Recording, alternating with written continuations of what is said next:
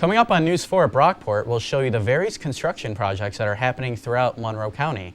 Then an ambulance service is coming back to Brockport. Find out what steps they're taking to reopen. Finally, see what Rochester is doing to help young girls get ready for prom. All this and more. News for Brockport starts right now.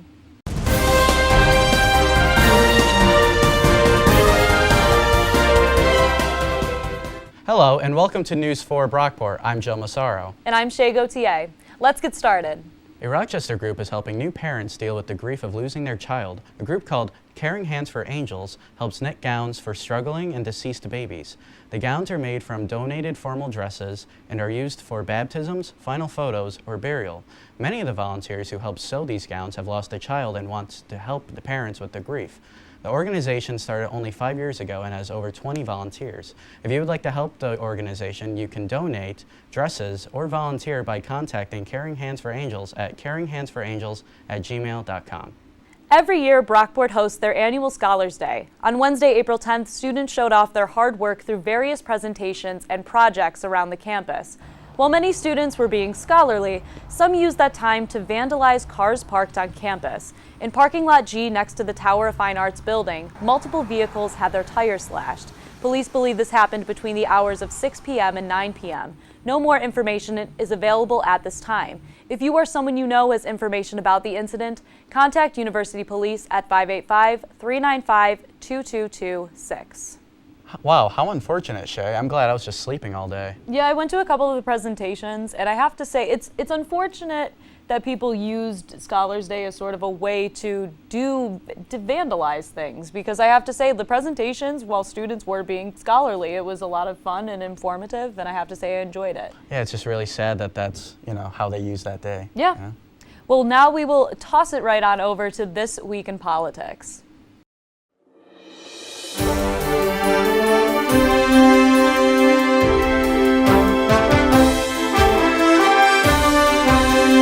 Hello and welcome to This Week in Politics. My name is Lexie Cutmore. Unfortunately, my co-host Elena Jonathan wasn't able to join me. So this week, I'll be covering a few topics, from a new bill for children of veterans to New York's proposal to ban fur and a measles outbreak in New York. Let's get started. Talk of new legislation is causing an uproar amongst fashionistas in New York City. Lawmakers are pushing to implement a law that would ban the sale of all new fur products. Contributors to the fur industry say that the ban would cause over 1,000 people to lose their jobs in New York City alone. A similar measure has also been proposed in Albany. It would effectively ban the farming, manufacturing, and sale of all products made from trapped fur. Although no bills have been passed, it is likely that the fate of these proposals will be decided within the next few months. Students from Gold Star families could have a variety of opportunities available to them within the next few years.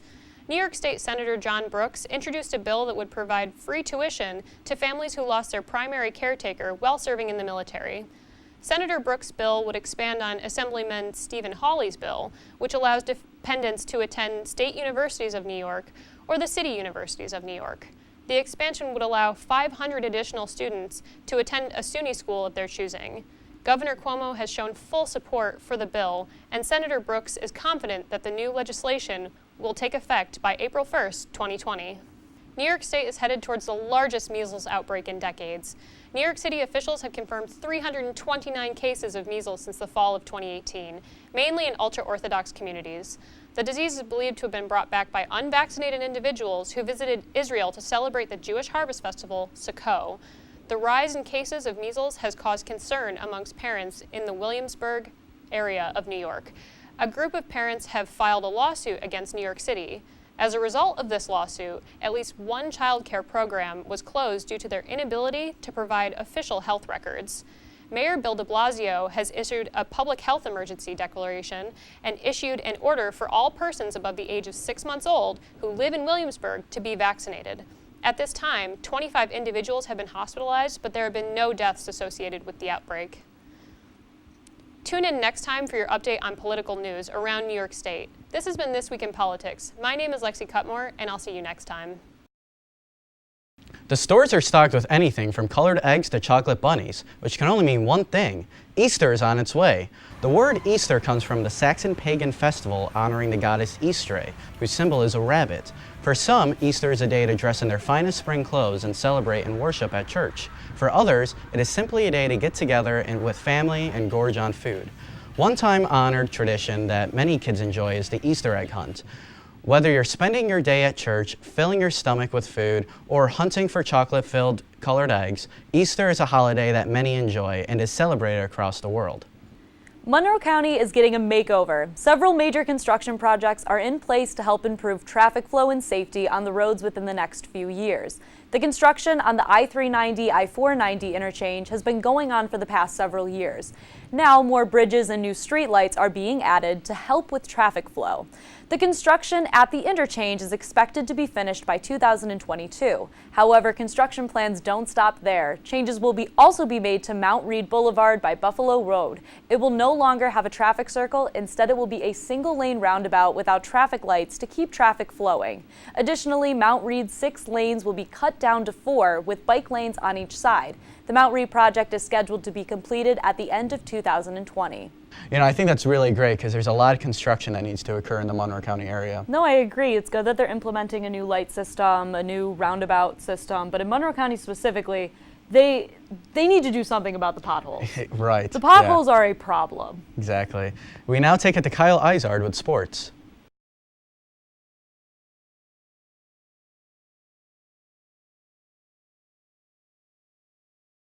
One athlete in Brockport is juggling college while taking on 2 sports. With more on the sophomore who's doing it all, Ben Vahey has the story. Never say never. That's what Brockport's Emma Nevers thinks about being a 2-sport athlete. Being a 2-sport athlete this year has been pretty difficult so far, especially because I'm a bio major. So that being a sophomore, that's the hardest part of my major so far. And then not really having an off season has made it pretty difficult, but it's been really fun. I've been really busy. Emma is a sophomore attack on the women's lacrosse team who already has scored 3 goals this season, including 1 versus Buffalo State. Nevers didn't expect to play this season. So what made her? I played in high school, and honestly, I didn't really care for it in high school, but last spring I got pretty bored not playing a sport, and so I figured I'd give it a try, see how it would work out, and it'd keep me in shape. This is Emma's first season playing lacrosse. The past 2 sports seasons at Brockport were on the women's soccer team where she played midfield and even goalie.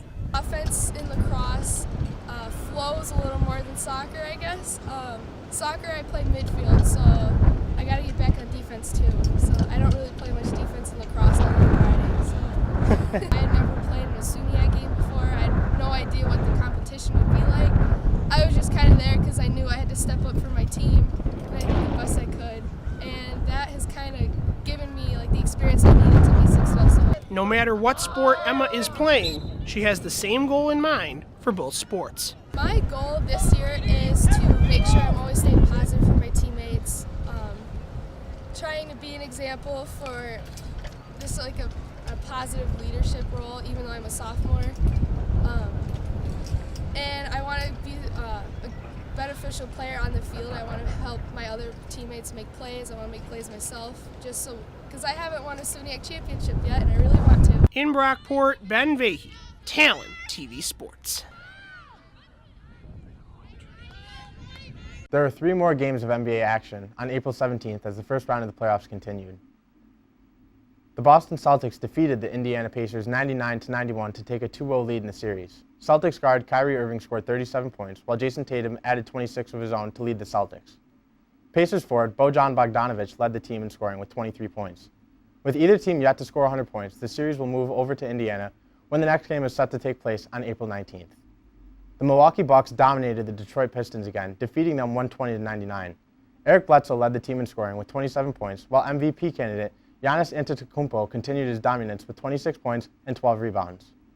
Luke Kennard led the way for the Pistons with 19 points. The next game in the series is set to take place in Detroit on April 20th. For the nightcap, the Houston Rockets defeated the Utah Jazz 118-98 as the Rockets took a 2-0 series lead. James Harden led the way with a 32-point triple-double, while Utah struggled with 2 players scoring 17 points to lead them. The series will shift to Utah as the Jazz look to win 1 at home on April 20th. Yeah, hopefully the Pacers get their game together because, I mean, the final 2 minutes of that last game is just, Not good for Yeah, being defense Pacers has fan. definitely been a major factor in this series so far. But now that's moving back to Indiana. We'll see if the Pacers can get their stuff back. I mean, interesting series, interesting playoffs. Most you know? definitely. Well, I'll be rooting for the Boston Celtics the whole time. So, but thank you so much for coming on, Kyle. Thank you. Yep. Ambulances in Brockport will be on the road once again. After suffering financial losses and staffing issues in 2017, the company was forced to close. Nearly 2 years later, under the guidance of first responder Lucas Vandervoort, they will be responding to emergencies in Brockport yet again. Starting on April 30th, Brockport Ambulance will reopen, fully staffed and ready to go to take calls 24 hours a day, 7 days a week. Brockport Ambulance will only serve to the village to decrease the response time. Just a year ago, disastrous wildfires swept through California. A campfire wreaked havoc on the city of Paradise, California, killing 85 people and covering the city in ash. Residents are now returning to their homes, but they have received word that the water is not safe to drink. The fire burned plastics that contaminated the water with a cancer-causing chemical called benzene. This chemical cannot be removed by boiling or filtration systems. Residents need to be supplied clean drinking water in order to live in their homes again. The Paradise irrigation system says that more than a third of water pipes tested positive for benzene. They are in the process of collecting samples for all of the lines in the city. It is unknown how long it will take for the city's water to be clean again. It's just really unfortunate that these people, they lost everything and they go back and they can't even call their home anymore. Right, they can't even have a basic necessity too, such as water given to them. The good thing is that they tracked this early. Right. And like you said, hopefully it'll all work itself out. Hopefully it works out. Yeah. Right. But now we head to weather with Violet Scibior. Thanks, guys. Let's check out your local weather. Right now we have a few light and isolated rain showers over western New York, and they'll continue throughout the evening with on and off rain. Your high temperature for this afternoon is 63 degrees in Brockport, which is actually pretty decent for this time of year. For Tuesday, your high temperature is only 51 degrees, but this is at 7 a.m. in the morning. This is because a cold front will sweep through the area Tuesday afternoon, and our temperatures will actually be in the upper 40s later in the afternoon to evening. And even behind this cold front, we'll have a lot of heavy rain showers that will move through the area, creating low visibility and wet roads, so be careful driving all day Tuesday. Here's a look at your 3-day forecast. Tuesday we just talked about lots of heavy rain showers. Your high temperature is 51 degrees, low of 42. Then Wednesday, a high pressure system moves in with some nice dry weather. We'll have a high temperature of 56 degrees, a low of 51. And then for Thursday, we'll have another storm system that moves through, bringing heavy rain showers and some thunderstorms with a high of 60 degrees and a low of 46 degrees. That's it for your local weather. Back to you guys in the studio. With prom season right around the corner, dresses can be a financial burden. Fairy Godmothers of Greater Rochester, a local nonprofit organization, seeks to help individuals who cannot afford pricey prom dresses. Renee Spallina founded the organization, where she collects gently used prom dresses for the annual prom fair. Shoppers are also able to take dance lessons and get their hair and makeup done by artists from the Continental School of Beauty. The 2019 prom fair was on March 30th at the Rochester Riverside Convention Center, where they dressed nearly 400 girls over the course of 10 hours. Although the event already happened, the organization is still accepting donations. You can donate to Panache Vintage, Chandelier's Boutique, or both of the Rockcastle Florist locations. For more information on the organization's events and donation requirements, visit fairygodmothersrochester.com. That's great, Shay, because it's a very expensive time of the year, you know? No, I wish that I knew about a resource like this when I went to my own proms. We were the kind of family that always wanted to buy the cheapest thing. And so the fact that there is a resource like this is very good for people. Like the average girl will spend over $1,000 on prom. Yeah, I can believe that. Yeah, it's crazy. Well, thank you so much for joining us on News for Brockport. And I am Shay Gauthier. And I'm Joe Massaro. Thanks for joining us.